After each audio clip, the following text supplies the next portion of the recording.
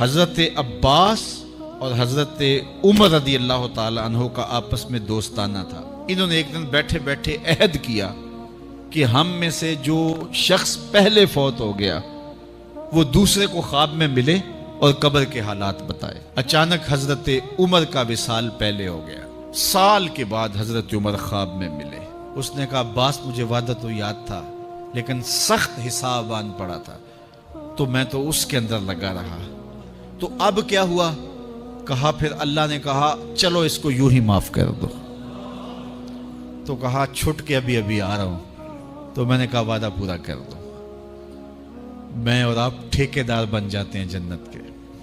हमारे पल्ले अमल है क्या? हैं तो रियाकारी के शिकार है हमारे अमाल।